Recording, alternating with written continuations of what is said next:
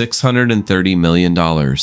One player, one torn tendon, and a front office that had about 9 months to figure out whether they could afford to wait. When Jayson Tatum ruptured his Achilles in the 2025 playoffs, every other team in that situation shuts their guy down. Full stop. You protect the asset, you eat the season, you come back healthy.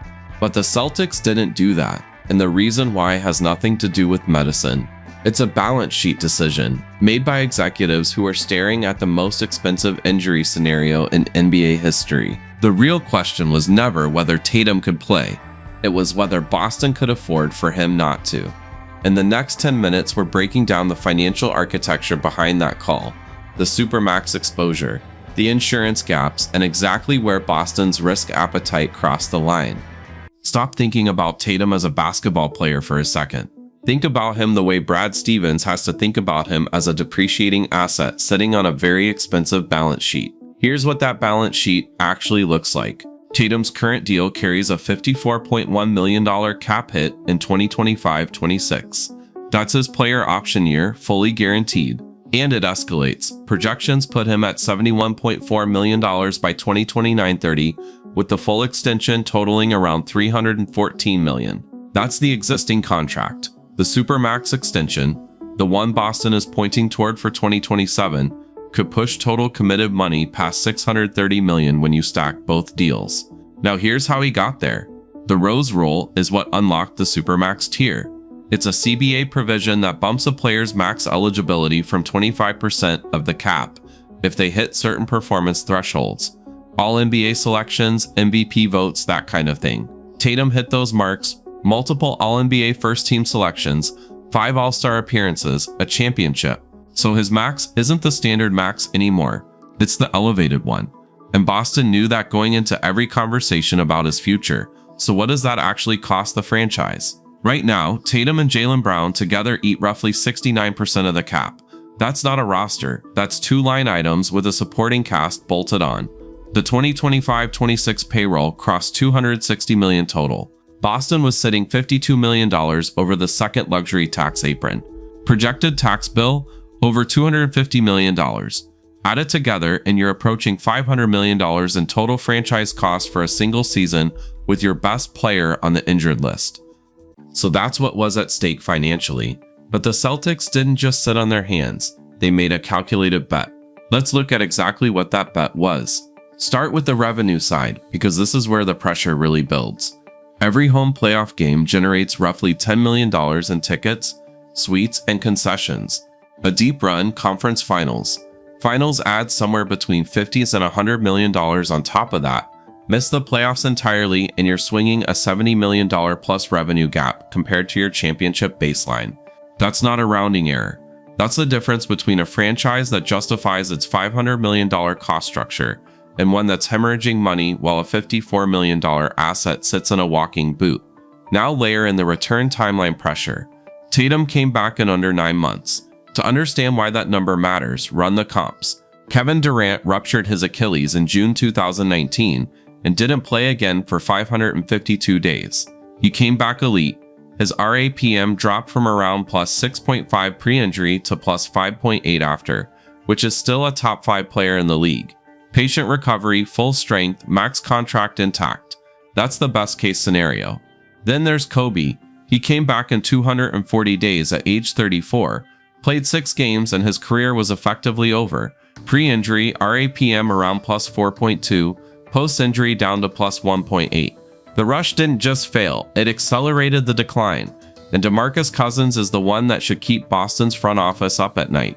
Cousins returned in 357 days, but his RAPM dropped from plus 5.0 to plus 2.1, a franchise-altering fall for a player whose entire value was tied to mobility and low post dominance. His market value never recovered. The American Journal of Sports Medicine puts the NBA return rate from Achilles tears at around 78%, so roughly 1 in 5 players don't make it back at all. And for the ones who do, measurable performance dips persist for 1 to 2 seasons. Boston's front office had to price that probability into every conversation about Tatum's timeline. The question wasn't just can he play, it was what version of him shows up. And does that version justify the financial risk of activating him early? Here's the piece that nobody was really talking about though. Tatum's value to the franchise isn't just the cap sheet. It's endorsements, jersey sales, franchise identity, national TV draw. That brand equity doesn't pause for rehab. Every month he's off the court, the asset depreciates in ways the balance sheet doesn't capture. You can't put a clean number on it, but it's real, and it was absolutely part of the calculus. And here's the other move Boston made that shifted the math. In February 2026, the Celtics ducked under the $100 luxury tax threshold through a series of trades. That wasn't just housekeeping. It reset their repeater tax status and created financial breathing room to absorb a potentially diminished Tatum without the penalty structure compounding every dollar of underperformance. That was a proactive move. The rush decision was a reactive one. The gap between those two instincts is where this gets interesting. Now here's where the CEO scorecard comes in. Because making the call is one thing, but grading it against a recommended playbook is how you actually learn from it. The buried number in Boston's financial model, the one that should have been the loudest voice in the room, is the repeater tax clock. Boston is a repeat luxury taxpayer. That means every dollar over the apron doesn't just cost $1, it costs exponentially more. A healthy Tatum in 2026-27 is worth more financially than a rushed Tatum in 2025-26. If the injury compounds, the repeater clock doesn't care about your championship window, it just keeps running. So here's the verdict: high risk, partially justified. Boston optimized for short-term revenue protection. The playoff dollars, the brand activation, the closing window, but underweighted long-term asset durability. That's not irrational, it's just incomplete. So what does the recommended playbook actually look like? 4 steps.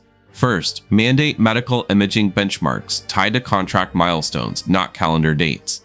Return authorization should be driven by what the tendon shows, not what month it is. Second, build roster depth by cap-friendly trades before your superstar goes down, not after. The junior holiday trade was reactive. Proactive depth building changes the calculus on whether you need your star at 80% or can afford to wait for 100. Third, hedge supermax extensions with performance-based escalators tied to post-injury wrap EM floors. That protects both sides. The player gets paid if he performs. The team isn't locked into a $71 million hit for a version of the player that no longer exists. Fourth, model KD's recovery protocol, not Kobe's.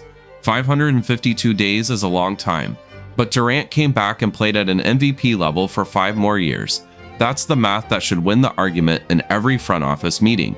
The broader lesson here is simple. Franchise asset management isn't just contracts and trades. It's knowing when protecting the asset means keeping it off the court. The Celtics didn't rush Tatum because they were reckless. They rushed him because $630 million in supermax exposure, $70 million in playoff revenue, and a closing championship window left them with no clean options at all. Every front office faces this exact tension. The pressure to activate your most valuable asset conflicts directly with the math of protecting it long term. The teams that get this right don't just make smarter calls in the moment. They build the entire playbook before the injury happens, not after the tendon snaps. If you want to understand how franchises actually protect their highest value contracts, the insurance structures, the cap mechanics, and the risk models behind decisions like this one, the next video breaks down exactly how the NBA's disability insurance system works, and why so many teams are dangerously underprotected right now. Keep watching.